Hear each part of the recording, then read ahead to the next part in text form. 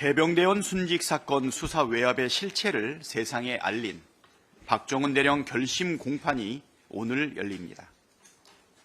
잠시 기억을 되짚어 보겠습니다. 지난해 7월 최상병 순직 당시 해병대 수사단장이던 박정훈 대령은 사건 조사 후 임성근 1사단장 등을 업무상 과실치사 혐의로 경찰에 이첩하겠다고 상부에 보고합니다. 그런데 돌연 윤석열 대통령이 관련 보고를 받고 이런 일로 사단장까지 처벌하면 누가 사단장을 할 수 있겠냐며 경로했다는 의혹이 제기됩니다. 이 유명한 대통령 경로설 직후 상황은 급반전합니다. 대통령과 이종섭 당시 국방장관 등이 조직적인 수사 축소 및 외압을 자행했고 그 덕에 가장 큰 책임이 있는 임성근 사단장은 결국 모든 혐의를 벗었다는 게 수사 외압 사건의 핵심입니다. 임성근 전 사단장이 책임을 면한 것은 김건희 여사와 친분이 있기 때문이라는 의혹까지 제기됐습니다. 국방의 의무를 다한 한 청년의 죽음을 이런 일 따위로 치부한 윤석열 대통령의 비천한 인식은 지금 생각해도 섬뜩하고 치가 떨립니다. 국가 안보를 최고의 가치로 삼아야 할 군 수뇌부가 제 몸 하나 살자고 온갖 더럽고 부당한 압력을 가한 것은 결코 용서받지 못할 범죄입니다. 민주당은 해병대원 특검법을 21대 국회에서 한 번, 22대 국회에서 두 번 의결했지만 윤석열 대통령의 거부권에 가로막혀 결국 폐기됐습니다. 그러나 진상규명을 우리는 포기할 수 없습니다. 저희는 지난 6월에 해병대원 순직 사건 국정조사 요구서를 제출했습니다. 우원식 국회의장께서 오늘 오전까지 국정조사에 대한 의견을 내라고 여야 양당에 공식 통보했습니다.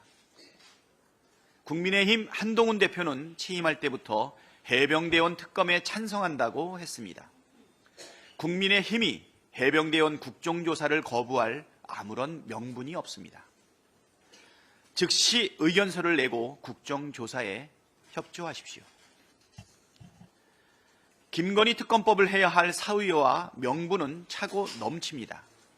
윤석열 대통령의 공천 개입 육성이 공개되면서 명확해졌고 대통령 부부와 명 씨가 연루된 대선 여론조작 의혹, 2022년 지방선거와 재보선, 2024년 총선 개입 의혹 역시 속속 구체화되고 있습니다. 대선 당시 이재명 후보에게 불리하고 윤석열 후보에게 유리하게 명태균이 공표용 여론조사를 조작했다는 보도까지 나왔습니다. 명태균의 창원 국가산단 선정 개입 의혹은 김영선 전 의원이 명태균 지시로 꼭지 예산 10억을 따냈다. 명태균 지인의 가족이 창원산단 후보지 일부를 매입했다는 등 꼬리에 꼬리를 물고 더 커지고 있습니다. 국민은 지금 일일이 열거하기조차 힘든 윤석열 김건희 대통령 부부의 국정농단 의혹을 낱낱이 밝혀내라고 명령하고 계십니다. 그럼에도 윤석열 정권은 자신들과 연관된 헌정파괴 국기문란 범죄를 은폐하기 위해 거짓말을 일삼고 제1야당 대표 죽이기에 더욱 몰두하고 있습니다. 거짓말로 국민을 속여 시간을 벌고 국민의 시선을 야당 대표로 돌려 자신들의 죄를 감춰보겠다는 심산입니다. 그러나 우리 국민께서 그렇게 어리석지 않습니다. 야당을 탄압하면 할수록 김건희를 특검하라는 목소리는 더욱 커질 것입니다.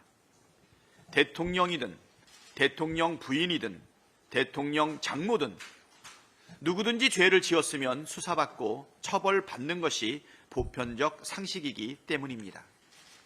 윤석열 대통령이 특검 거부권 행사 시기를 저울질하고 있다고 합니다. 민심을 배반하는 특검 거부는 정권 몰락으로 이어질 것입니다. 이상입니다. 네, 다음은 진성준 정책위 의장님의 발언이 있겠습니다. 네, 올해 쌀 수확기의 절반이 지났는데 산지 쌀값이 정말 심상치 않습니다. 수확기 들어서 계속 하락해서 11월 15일 현재 80kg 기준으로 18만 2,872원까지 떨어졌습니다. 45년 만에 최대 폭락을 기록했던 2022년도 쌀값 평균 18만 6천 원보다도 더 떨어진 것입니다. 기후위기에 병충해까지 기승을 부리면서 생산비는 크게 늘었고 수확량은 줄었습니다. 그러니 쌀값이 오르는 것이 당연한데도 이런 상황입니다. 그래서 20만 원 선의 회복은 사실상 불가능해졌습니다. 지난달 정부의 20만 톤 시장격리 발표와 통계청의 생산량 감소 발표에도 아직 산지에서는 반등의 기미가 보이지 않는 것입니다. 지난해 정부의 20만 원 유지 약속만 믿고 쌀을 매입한 농협과 민간 유통 상인들도 쌀값 하락으로 막대한 손해를 보았습니다.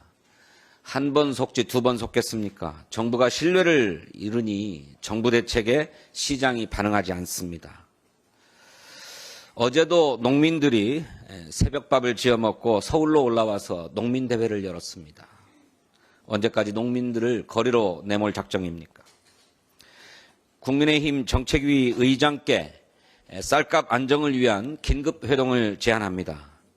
쌀값 안정은 농민만의 문제가 아니라 식량 안보와 직결된 대한민국의 긴급 현안입니다.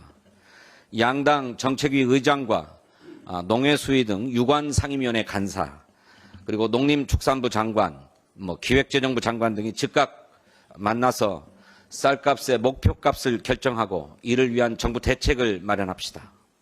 120만 농민의 생존권이 달렸습니다. 엄중한 상황인 만큼 여당과 정부가 진정성을 갖고 대화에 응해 주시기를 바랍니다. 내수 침체 장기화가 고용 둔화로 이어지고 있습니다. 통계청이 지난 13일에 발표한 10월 고용 동향에 따르면 취업자 증가폭이 4개월 만에 10만 명 아래로 떨어졌습니다. 내수와 밀접한 도소매업과 건설업 분야의 취업자 수가 큰 폭으로 줄었고 우리 경제를 짊어질 청년들의 실업률도 늘었습니다. 판매직 고용 상황은 코로나19 팬데믹 때 수준만큼 악화되었습니다. 특히 20대 취업자 수가 17만 5천 명 줄었고 40대 취업자 수도 7만 명이나 감소했습니다. 실업자 수에 잡히지 않는 그냥 쉬었음 인구는 244만 명이나 됩니다. 내수 한파가 고용 한파로 이어지고 있는 것입니다.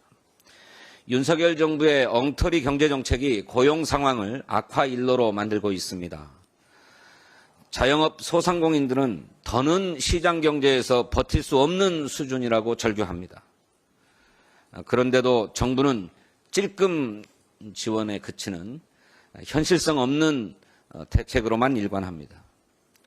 수많은 건설 노동자들이 생계 위협으로 현장을 떠나는데도 정부는 임금 체불과 불법 하도급 대책은커녕 건펑몰이로 폭력배 취급하고 있습니다. 정부가 역대 최고라 자랑하는 20대 고용률의 실상은 비정규직 43.1%입니다. 청년들이 양질의 일자리는커녕 비정규직으로 불안한 하루를 살고 있는 것입니다. 그런 와중에 가계빚은 1913조 8천억 원, 사상 최대입니다. 내수 침체를 방치하고는 고용을 되살리기 어렵습니다. 더 늦기 전에 정부가 내수 회복을 위한 종합대책을 내놓아야 합니다. 민주당은 내수를 살리는 정책에 집중하겠습니다. 청년 지원 예산과 자영업 소상공인 지원 예산, 중소기업을 살리는 예산을 확보하고 취약계층을 지원하고 민생을 살리는 법안 통과에 최선을 다하겠습니다. 한 가지만 더 말씀드리겠습니다. 윤석열 대통령에게 묻고 싶습니다. 도대체 무례한이 누굽니까? 홍철호 대통령실 정무수석이 지난 대통령의 기자회견에서 무엇을 사과한 것인지 설명해달라는 기자의 질문에 대통령에 대한 무례다라고 답변했습니다. 국민을 대신한 기자의 질문에 무례하다라고 하는 것은 국민에게 무례하다라고 하는 것과 다를 바가 없지 않습니까? 국민에게 진솔하게 사과했다던 대통령의 대국민 담화가 새빨간 거짓말이었음이 다시 한번 확인되고 있습니다. 홍철호 정무수석은 즉각 언론과 국민 앞에 사과하기 바랍니다. 윤석열 대통령은 홍철호 정무수석에게 엄중한 책임을 묻고 박장범 KBS 사장 후보 임명 제청도 즉각 반려하기를 촉구합니다. 감사합니다. 네, 다음은 박성준 원내수석부 대표님의 발언이 있겠습니다. 네, 지난 11월 7일 대통령의 기자회견과 관련해서 기자들의 질문에 대해서 예의 운운을 하고 있는데요. 오늘 진성준 의장님께서 말씀하셨지만 관련해서 저도 한 말씀 더 드리겠습니다. 기자의 질문에 대해 예의 운운하기 전에 윤석열 대통령은 국민에 대한 예의를 먼저 갖춰야 합니다. 윤석열 대통령과 대통령실이 마지못해 사과 신용쇼를 벌여놓고 국민을 대신해 질문한 기자에게 무례함을 운운하는 후한무치한 모습을 보이고 있습니다. 말로는 사과한다고 하면서 시종일관 변명으로 일관하고 거짓 해명을 내놓는 것은 윤석열 대통령과 대통령실입니다. 2시간이 넘게 이어진 뜬구름 잡는 해명에 참다 건넨 기자의 질문은 국민이 윤석열 대통령에게 묻고자 한 질문이었습니다. 끝장 기자회견을 하자고 먼저 제안한 것은 윤석열 대통령이었습니다. 의혹이야 어찌됐든 상관없고 대통령이 일단 고개 숙였으니 국민은 무조건 받아들여야 한다는 것입니까? 손에 왕자를 쓰고 토론회에 나섰던 것처럼 아직도 스스로 왕이라고 착각하고 있는 것은 아닌지 의심스럽습니다. 윤석열 대통령은 국민이 보내는 의혹의 시선에 답해야 할 의무가 있습니다. 압도적 국민이 김건희 특검법과 명태균을 둘러싼 국정농단, 공천 개입에 대한 진상규명을 요구하고 있습니다.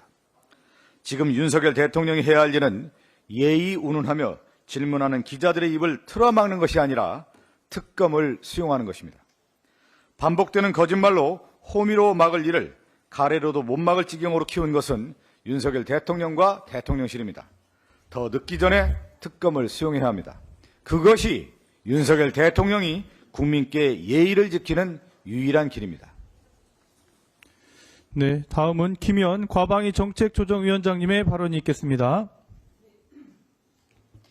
네, 박장범 파우치 앵커 사장 후보에 대한 청문회를 18, 19, 23일을 했습니다. 국민 대다수가 박장범 앵커가 공영방송의 사장으로 가면 안 된다라고 하는 여론이 높고요. KBS 18기부터 50기까지, 즉 1992년도에 입사하고 2023년까지 30년에 걸쳐서 KBS에서 기자 생활을 하고 있는 구성원들이 반대하고 있습니다. 멈춰라, 수치스럽다, 파우치 조그만 백이라고 얘기한 앵커가 어떻게 KBS 공영방송 사장으로 가당키나 하냐라는 게 여론입니다. 그럼에도 불구하고 윤석열 대통령은 임명할 듯합니다. 왜냐하면 윤석열 대통령 위에 김건희가 있기 때문입니다. 김건희 인사입니다. 왜냐하면 10월 14일 날 박민 사장이 KBS를 대상으로 한 국정감사 때 굉장히 자신감 있게 본인이 경영 계획서를 제출해서 연임의 의사를 확실히 밝혔습니다. 그런데 10월 23일 날 7대 0으로 이사회에서 박장범 사장을 추천했습니다. 10월 22일 한 관계자가 술자리에서 박민이 떨어졌다라고 얘기를 했습니다. 그것을 저희가 여러 명을 통해서 확인했습니다. KBS 이사회는 어떤 외부의 간섭이나 지시를 받고 사장을 추천할 수가 없습니다. 그렇기 때문에 이 박장범 사장 추천은 첫 번째 2인 구조에서 선출된 이사들에 의해서 추천됐기 때문에 그 역시 위법하다 할 것이고, 두 번째는 외부의 간섭과 지시를 받지 아니하고 사장을 추천하는 사장 추천 규약을 어긴 거기 때문에 불법하다 할 것입니다. 그래서 저희가 3일의 인사청문회 후에 현장 검증을 하기로 했습니다. KBS 이사회 사무실과 만나서 대화를 나누었던 여의도 모 주점에서 저희가 현장 검증을 통해서 이런 사실을 다시 한번 밝혀내고, 마지막에 그 박장범 앵커가 안 되는 이유는 KBS 경영에 대해서 무식하고 무능합니다. 지금 KBS 수신료가 분리징수됨으로 인해서 올해 한 해에 적자폭이 500억입니다. 박민 사장과 박장범 후보는 고효를 짜내서 임금을 삭감하고 종사자들을 한직으로 보내서 수신료를 받게 하는 일을 맡기는 이런 불편부당한 일을 통해서 자신들의 무식과 무능을 감추려고 하고 있습니다. 그래서 이번 3일 동안 밝혀진 박장범 후보의 부도덕하고 무능한 것도 중요하지만, 용산에서 김건희를 위한 방송 장악의 시나리오의 한 획이 이번 박장범 사장의 추천이라고 할 것입니다. KBS, MBC 바이든, TBS 방송국 폐쇄, YTN 사장, 이런 그 정권의 충견들에 의해서 방송을 장악해서 떨어지는 민심을 수습하려고 하지만 그것은 불가능하다라고 말씀드리고, 박장범 앵커는 스스로 물러나야 되겠지만 워낙 좋은 자리를 받았기 때문에 그럴 리가 만무하다고 봅니다. 마지막 저희가 어저께 청문회에서 얘기했지만 시작이다, 지금부터 시작이다라고 말씀드린 바 있습니다. 오늘도 늦지 않았으니까 KBS를 더 이상 망신시키지 말고 스스로 물러나야 할 것이고, 만약에 그 직을 계속 가져간다면 저희가 국민과 함께 그 자리에서 내려올 수 있도록 끝까지 추적하겠다는 말씀드리겠습니다. 감사합니다. 네, 다음은 오기영 대한민국 주식시장 활성화 TF 단장님의 발언이 있겠습니다. 네, 개미 투자자 보호를 위한 상법 개정 올해 안에 성과를 내겠습니다. 더불어민주당이 이번 주에 당론으로 추진하는 상법 개정안 지난 화요일 날 발의되었습니다. 법안의 주요 내용이 주주에 대한 충실 의무 확대, 대규모 상장회사 집중 투표제 의무 적용, 대규모 상장회사 감사위원 분리선출 확대, 상장회사 독립이사 및 전자주의총회 근거 규정 마련 등을 주요 내용으로 합니다. 사실 새로운 내용은 아닙니다. 비슷한 내용들이 이미 21대 국회에도 발의되었었고 22대 국회에서 올 여름부터 많이 발의되어 있었습니다. 정부도 이 화면에서 판넬로 준비했지만 올해 2월에 소액 주주 권익보호를 위한 상법 개정을 추진하겠다, 정부가 발표한 것입니다. 그 다음 보시면 윤석열 대통령도 올해 1월달 입장 표명을 했습니다. 이 소액주주 보호를 위한 조치가 필요하다. 한동훈 법무부 장관 그리고 이복형 금융감독원장도 최근까지 이야기를 했습니다. 이사 충실 의무 대상을 주주로 확대해야 된다. 상법 개정이 필요하다. 대한상사법학회 최근에 9월 달에 이 토론을 했습니다. 학계에서도 이사의 충실 의무만을 중심으로 집중 토론하려고 여러 가지 대안들이 제시되었습니다. 그래서 이 사회적 토론은 충분히 쌓였다, 숙성되어 있다, 이런 말씀을 드립니다.